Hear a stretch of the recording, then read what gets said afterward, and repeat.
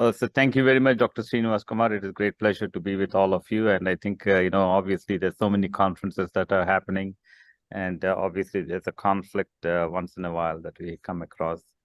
Let me first, okay.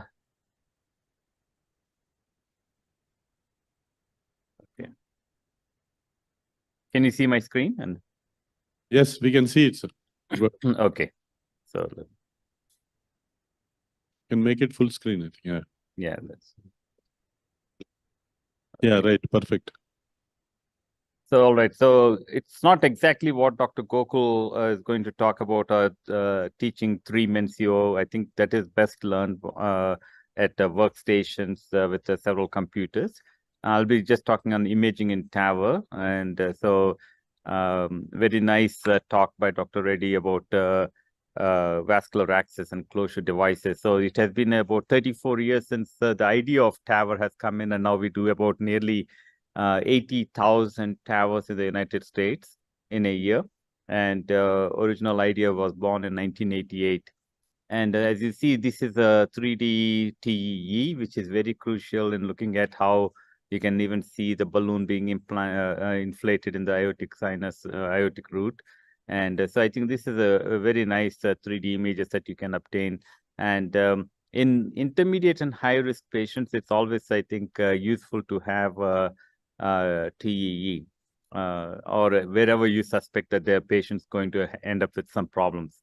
In pre-TAVR imaging, the most important reason is to know what exactly the valve size should be placed. And so depending upon aortic annulus measurements, there are different valve sizes that you can choose. You can also look at the guide position and deployment by TEE and detect complications such as aortic root ruptures, or if there is a really significant wall motion abnormality that might suggest a coronary obstruction as well. So in expert hands, a 3D TEE is good, but I think otherwise in majority of the people now, the gold standard has, CT has become the gold standard in analyzing aortic root anatomy in complete. So this is a three-mensio software, which I think you can learn. It is licensed software, quite expensive for individual people, but I think the hospital we have available on our computers because of the purchasing through the hospital. So you can analyze on each and every patient, or you can use sometimes Osiris is another free software that is also usually free for 1 month or so. And you can look at the aortic annulus here that actually you can measure it. And annulus is usually about 1 to 2 millimeters below the aortic, what we call as LVOT. And so here's the LVOT. And depending upon which is the smallest size, you might actually choose the size of the valve based on that. Or if the LVOT is too small, I actually think that I go intermediate between the annular size and the LVOT. And then you can look at on the higher up as you go from into the aortic root, sinotubular junction, and the sinus of valsalva diameters and the sinus heights as well can be seen with the left coronary and right coronary and the coronary heights. All of them can be seen in the on the CT scan and measured it. So this is, I think, the better way of measuring, and from the bottom portion of the right coronary artery to here, rather than looking at the coronary heights from the top of the coronary artery, because you might overestimate the coronary artery heights. So the same thing can be done in on 3D TEE, but 3D TEE, as I said, it is all individual operator dependent very much. So. And even you're looking at, he can also analyze the sinus of Valsalva STJ, because if these are small, there is a problem with the leaflet sequestrations, and especially in valve or even native bicuspid valves, and causing malperfusion of the coronary arteries or coronary obstructions. And so to pay attention to the height of the leaflets as well, you can measure the leaflet length, and if that actually is going to be longer than the coronary heights, that is a marker for coronary obstruction as well. How about aortic? And if the narrow STJ is very narrow, there is a risk of root ruptures that you can cause damage, and aortic hematomas and all of them can be seen. So placing a virtual valve ring size here, and you can see whether that actually your ring is outside the STJ. That means it is going to be a problem. You might have to choose a smaller valve than what actually is on the CT analysis shows that if this is a 23 valve and if it is outside, that means there is a risk of rupture. So you might as well use a self-expandable valve rather than a balloon expandable valve in such a case. So the leaflet length and calcification and the bulkiness, you can actually calculate on the CT scan how thick these or what's the calcium score of the aortic valve is. And at our institution, based on the aortic valve calcium, if it is more than 2,000, we protect do cerebral embolic protection with the Sentinel device, and we also do a balloon valvuloplasty before doing a valve deployment.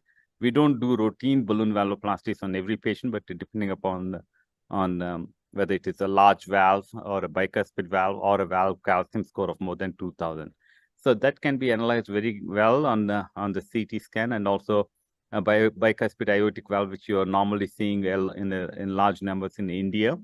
You can classify them into bicuspid 0, type 1, type 2.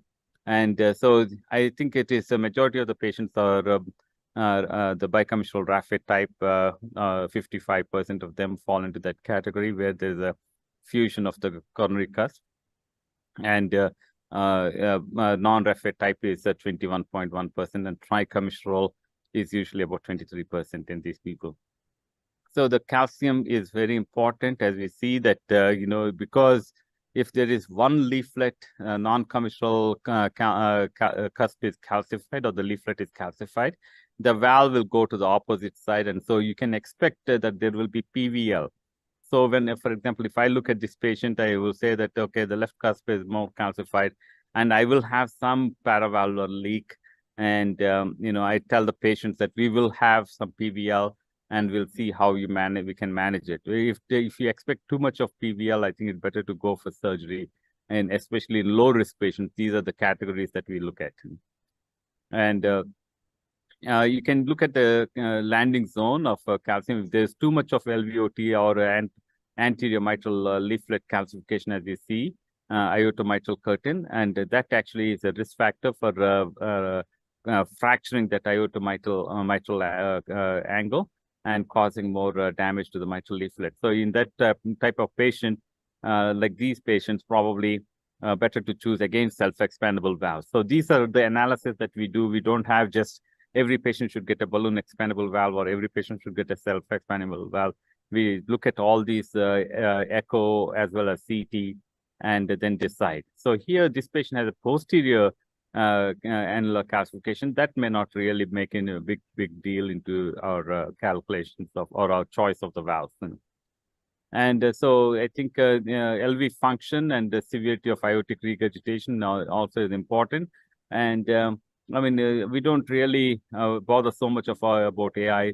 People who already have AI will tolerate some PVL. That's actually one of the things that we look, only reason that I look at it. But LV function, if the LVEF is so bad, then pacing at 180 beats per minute with a balloon expandable valve for too long might be detrimental to the patient. So you can choose a self-expandable valve and pace only at 100 beats per minute. And osteo of the coronary arteries, coronary heights, as we talked about here, the coronary heights are like, I think 18 and 23, I think 21. So these coronary heights are okay on the left side and the right side. And I think so anything less than 12 is a risk factor for coronary obstruction, and especially when you're starting off. So you can still do, less than 8 or even in people with lower coronary heights, but be careful, maybe put in a guide liner and a wire and a guide liner. I don't put a stent anymore. And so the guide liner is deep into the coronary artery, and then we can pull it back and place a stent easily. So a low flow, paradoxical low flow, low gradient aortic stenosis patients are also are missed a lot. And these are the patients that you should pay attention to and bring them back for analysis, or actually look at the valve calcium score and If the calcium score is more than 2,000 in men and 1,200 in women, we go ahead and do a TAVR in these patients with a paradoxical low flow, low gradient aortic stenosis. So people in a true low flow, low gradient aortic stenosis, you can give a dobutamine to see how actually it improves. You hear the peak velocities go from 3.2 to 4.2 meters per second, and stroke volume index is slightly increased. So this patient meets the criteria for now for a TAVR. So either dobutamine or aortic valve calcium score is what we recommend in these patients. So even TAVR has been shown that it is better to do TAVR in people who do not have contractile reserve, but the number of patients with that is actually still very low. So, but it is useful, and the number of it's only 60 and 34 patients, so it's small study.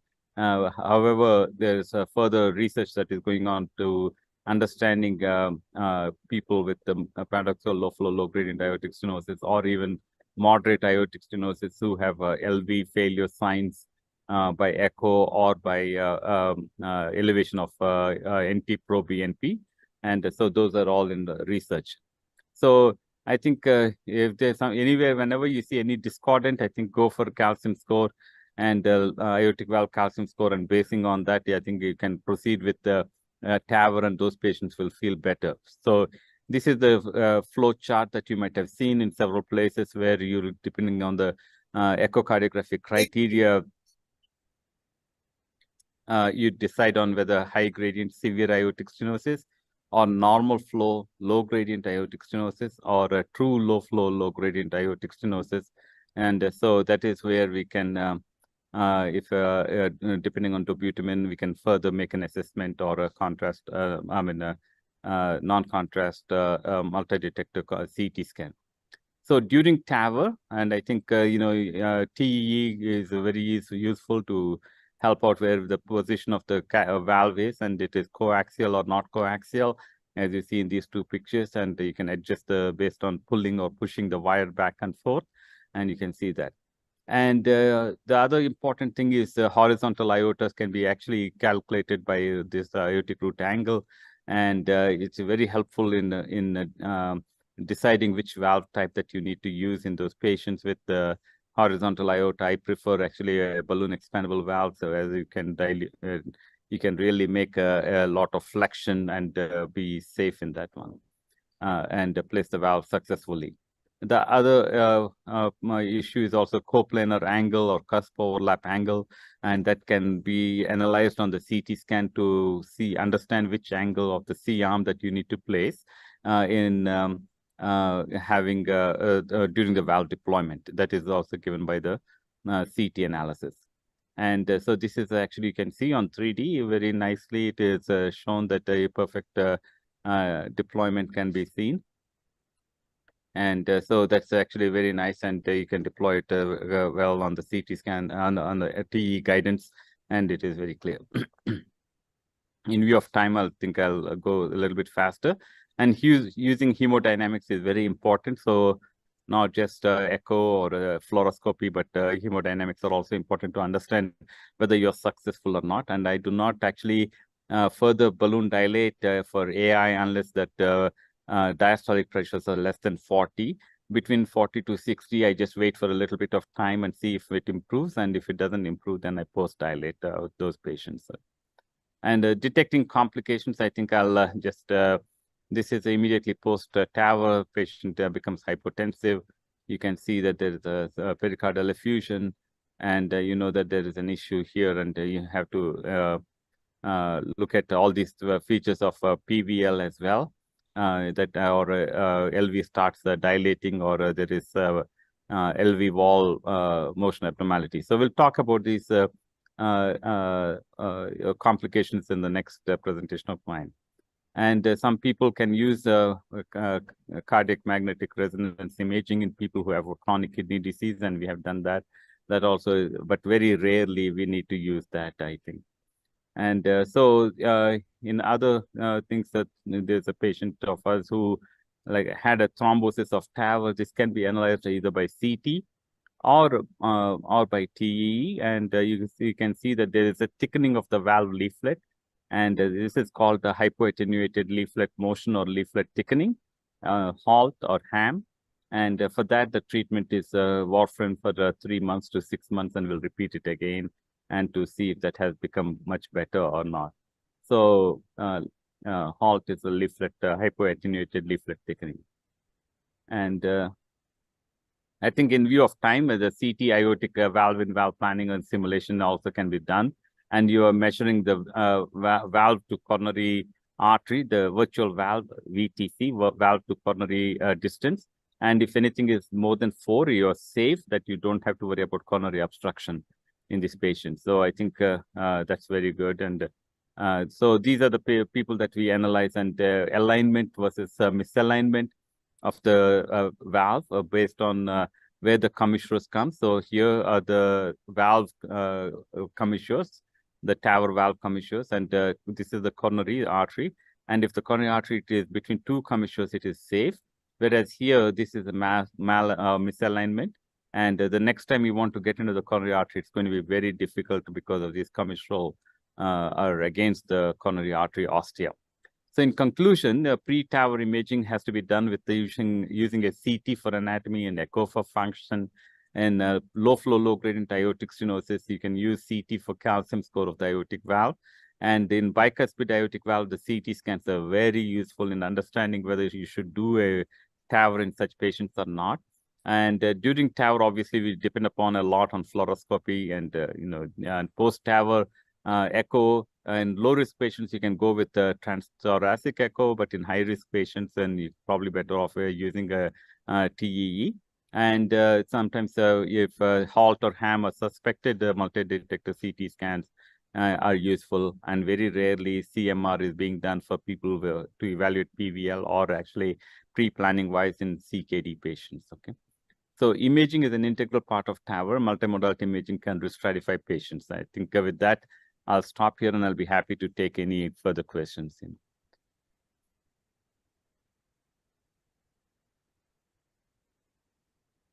Thank you, Ramesh, for covering up this topic also. If you have any doubts on CT imaging or something on echo, you can feel free to ask. Otherwise, we'll go on to your complication talk, where then you can make it ready. Then we'll discuss at the end of the session. Anybody wants to ask anything about CT or TE imaging, anything? I think it's a good practice for all of us to learn CTs also, though radiologists and the companies give the report. Ourselves should get into the habit of seeing CT, start practicing it. As Ramesh mentioned, the Tremenshow is by licensed software, but you have free softwares available. Orsiro, and you also have EndoViz is another software. Even some of the hospital EchoPack systems also, you can, if you're not all the measurements, but most of the measurements can be done. Even our EchoPack systems, which are there in the hospitals too. I think you start practicing it, you'll attain perfection for a period of time. In that, with this, I think I request you to go on to this. He has very interesting complications, which all of us should try and prevent, avoid, and learn from those mistakes. And if I heard this talk, I requested him to cover this topic again for you. I think over to you, Ramesh, for the complications talk. Thank you. Yeah, thank you very much, Dr. Srinivas Kumar again. So yes, the more we do, obviously, the complications you will have. And we started off doing, I personally started doing TAVR since 2009. And so in those days, the 24 French sheets were being used. So there were so many complications that we have seen. And the most common complications are, I think, we are very much worried about a stroke, valve embolization, annular rupture, coronary obstruction, and conduction disorders, paravalvular leaks, vascular complications, and tamponade VSD. Unfortunately, I have to say that I've seen each and every complication that is listed here. And what can we do to prevent them? I think, as we talked about, imaging is very important. And as Dr. Ranga Reddy spoke about how to reduce vascular complications by using ultrasound-guided puncture and making sure the pacemaker is in a good position. There's a debate about balloon-tipped pacemaker, whether the balloon should be inflated or balloon should be deflated. The risk of balloon being inflated is that you might lose capture. The risk of balloon deflated and is that you may be deep and cause a pacemaker or RV perforation. And actually, just 2 months ago, I had an RV perforation in the same manner. So actually, it's not a regular pacemaker. We were trying to do an HV interval study at the same time with the EP catheter, and that caused a perforation. So there are other ways and to tackle the complications. Some of the complications used to be specific to the valves. This is a Lotus valve, not available anymore because of complications, which even though I had no complication, other people had. This is a direct flow valve that is not available. So sometimes we can see only fewer valves, which is a balloon expandable valve, that is my valve or Edward Sapien valves, and self-expandable valves, which we have in India. You have Hydra, and from other countries, especially US, you have Evolute type of valves from or a Portico, Navator, or Accurate Neo. So other new valves which will be coming to address some of the complications are these, Yana valve and Centera and venous valve, mainly meant to see whether coronary flows will be better. So the all-cause mortality at 1 year with any of these TAVRs has come down to about nearly 7% or even 5% now. But still, PVL can be a problem, and to treat PVL, we increase the density of the skirt in the bottom portion of the valve, where it actually engages the annulus. And but because of that, the deeper you place, the risk of compressing the membranous septum is there, and you can actually create a heart block on that one. So knowing the length of the membranous septum is important, and don't go beyond that in placing the valve.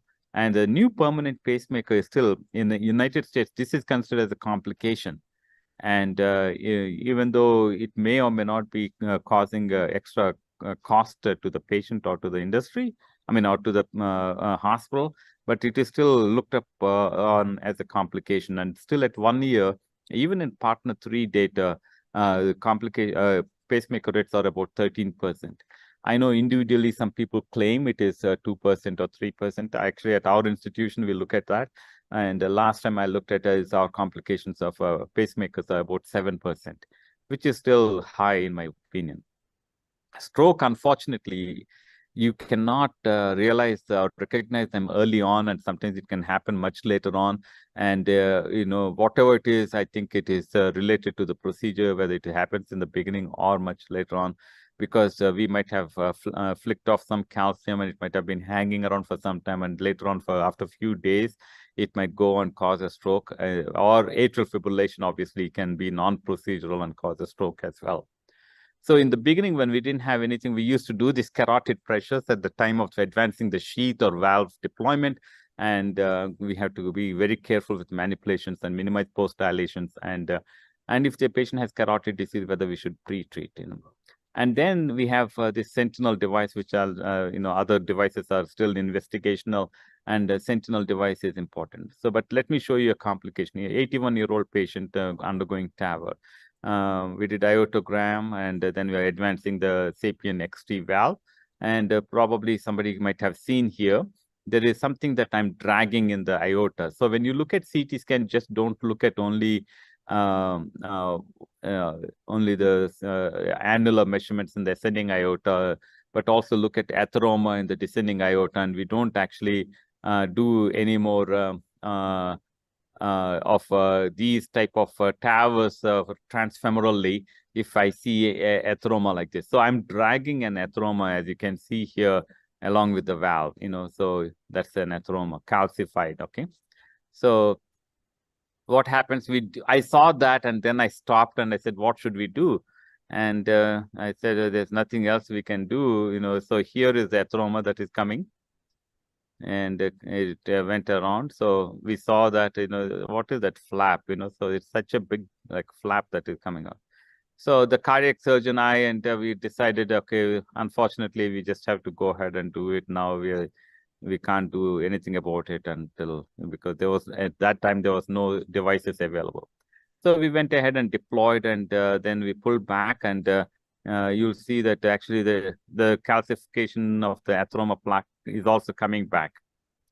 But it came back until where the sheath is, and then it actually dislodged and caused occlusion of the femoral artery. So that's one point. And so this is the risk of strokes can be, I mean, are less, but it is still, can be anywhere from 1 to 2%. And I think, we are immediately hemorrhagic or TIA. Most of them are actually ischemic strokes. And this patient 2 days later had agitation. So we did an MRI, and it showed multiple foci of ischemic strokes, and patients ultimately died from that, actually.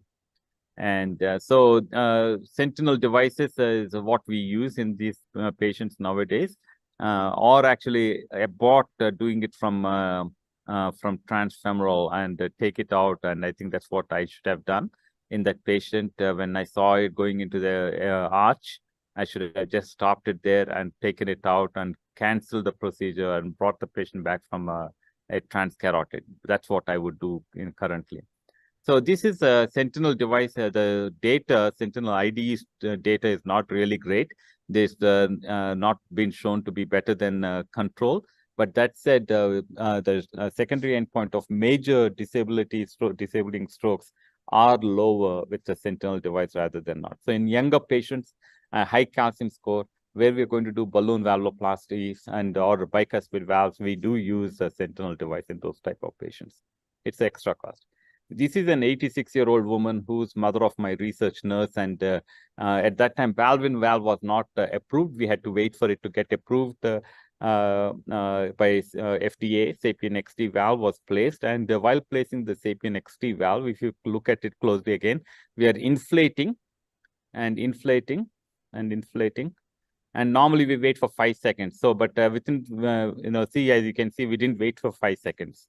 So the balloon has to be expanded, and we count up to 5. And here again, look at it. And now it's inflated. Now I'll start counting 5, 4, and it actually deflated already. So what happened here was actually the balloon ruptured. And when the balloon ruptured, again, we didn't know what to do because we never had anything like that. And we called surgeons and vascular surgeons to come. And they said, it's okay, just pull it back. And I shouldn't have done it. And I pulled it back. As you can see, the balloon starts unfolding. And it entirely scraped the aorta and the iliac arteries and caused huge damage. And in fact, she died on the table. So what did they do? This is part of the iliac artery and aorta that came out. And what it did was basically this is stuck over there, some of the material of the aortic aorta. And here, this is what happened. This is like an umbrella. And if you feel this balloon, you'll see why you should not drag it down. And it is really stiff, these balloons, So this is a balloon expandable valve, and the balloon is very stiff, and it's like an umbrella, open umbrella, and dragging down into the aorta. That's how I feel. I describe that. Okay, unfortunate event that patient died. Okay, and oversizing of valves and balloon expandable valves are not advised anymore. About 20% because of these complications that we had, and in addition to calcifications and or annulus eccentricity or eccentric calcium and heavy, or aggressive post-dilation of these balloon expandable valves or self-expandable valves can cause damage. So using self-expandable valves is much better in these type of patients. So here is a heavily calcified eccentricity is not that bad. Oversizing of 12%, and original Sapien valve is being deployed. And as you can see, it looks like it's coming out of the aortic size, So that's an unfortunate event that it has happened. The patient becomes hypotensive, pericardial effusion, and you can see the shadow there. And then we put a pigtail, and options of valve-in-valve or surgery. And so those are the only 2 options. This patient actually had a surgery at that time. And still at the end of the day, after a couple of days, she passed away. Conduction disorders, we talked about that. And here the patient with oversizing was 10% severely calcified. and there's a fracture of the native leaflets overhanging above the processes, and so that actually caused a severe PVL in this patient, mild to moderate PVL in this patient, and that's a risk factor that you can treat it with another plug or another valve. So that's a decision that you have to make. Coronary obstruction, but now the PVL rates have come down because of the skirt changes on the skirt that have been made. So coronary obstruction, I'll just show you this valve in valve, and you need to understand the height of the coronary arteries, and there's already a stent that has been placed. That's how we used to do in the beginning.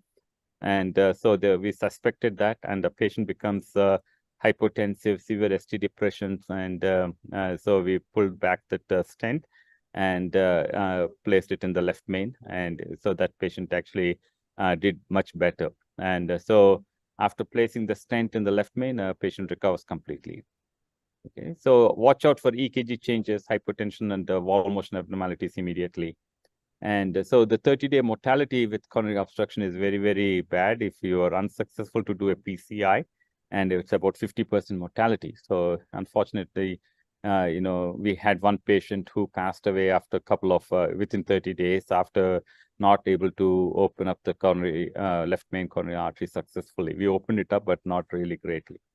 So risk factors, small aortic root, and coronary heights less than 12 are the risk factors, and valve to coronary ratio of distance less than 3 millimeters is also less than 4.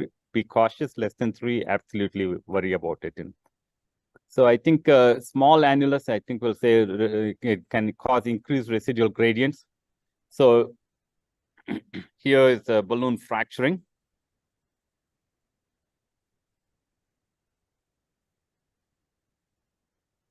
So sometimes you have to go 16 atmospheres. And so this fracture. So the balloon valve fracture can reduce the gradients from 19 to 8, as you can see in these patients. So hypotension at any time, you can worry about sheath insertion, peripheral artery perforation, and you have to look at early angiography. After stiff wire has been passed, worry about severe MR or tamponade, and post balloon valvuloplasty, again, severe AR or tamponade, and check with an iotogram. And post-valve deployment, these are the ones that we discussed about annular rupture to coronary occlusion and severe AR, usually the ones that are causing problems. So in short, actually patient selection and increased operator experience and improved devices technology are key to prevent complications. And pre-TAVR imaging is very crucial. And adjunctive techniques that will help you to control and manage catastrophic situations have to be learned. And it's not easy to access the coronary arteries in self-expandable valves when you have an obstruction. So it's always better to protect. And learning basilica for people with valve-in-valve or low coronary heights and narrow SDJs, I think is also very crucial. So the new ways of protecting the coronary arteries is important. And ultimately, heart team with knowledgeable and complementary members is important. And offering TAVR in low-risk patients, such as young low-risk patients, I think is not a good idea. I would recommend surgery in those patients. Thank you very much. I'll stop here. Thank you, Dr. Ramesh, for covering up and showing some of the interesting complications which some of the doctors sitting here would have never seen, and hope they will not see also. So we can learn from Yes. others.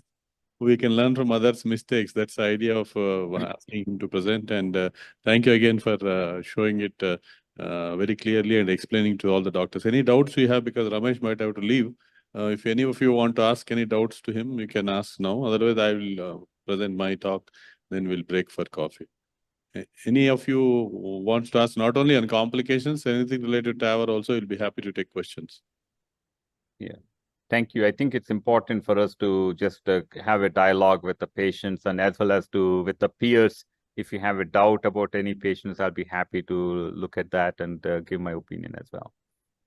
Yeah, many of them have doubts regarding the age of procedures being done for TAVR.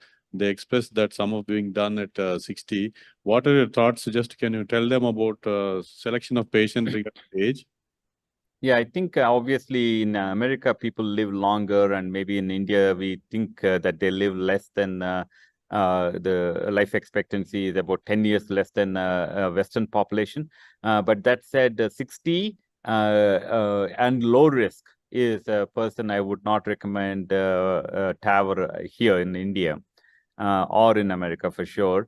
But if 60 and has a liver cirrhosis, MELD score of 16, and other issues that you can talk about, whether it's chronic kidney disease, renal failure on dialysis, those are patients who you could still offer TAVR. So we have an in-hospital TAVR mortality risk score, a TAVR risk mortality app. You can look at that. And obviously STS risk mortality. And if the TAVR risk mortality is lower than STS, I will offer them actually TAVR in high-risk patients. But if the STS risk mortality is lower than TAVR, I offer surgery in those patients. Thank you. We have Dr. Sandeep Bansal sir is and head from the Safdarjung Hospital. He was expressing today morning in the ECOSESH talk that bicuspid aortic valve is off-label indication. We need to be having some special reasons to do it. But I was telling 50% of our patients are bicuspid. So what can you just mention to the young doctors here that what are the special things you look for in a patient that has a bicuspid aortic valve compared to a tricuspid? Yeah, I mean, absolutely. I think bicuspid valve, we are still doing it. It's off-label, meaning, there's so many procedures that are off-label that we do in interventional cardiology. But that said, if the patient has truly severe bicuspid aortic valve stenosis, look at the leaflet calcification, leaflet length, and with a heavy calcium score. These three are the limiting factors to get a great result with the TAVR, especially if they are low risk. Okay, so taking a 60-year-old patient with bicuspid aortic valve with all these high-risk features, what I told you again, in addition to bulky leaflets, heavy calcium, and eccentric calcium, you're not going to get a good result. In addition to that, aortic root dilation. If they have an aortic root aneurysm, you might actually cause dissections of the aortic root while advancing the valve. And so I think these are the four features. Be cautious and don't recommend young bicuspids to be treated with TAVR. Thank you, Ramesh, for your Thank you. time and clarifying all the doubts and showing the complications effectively.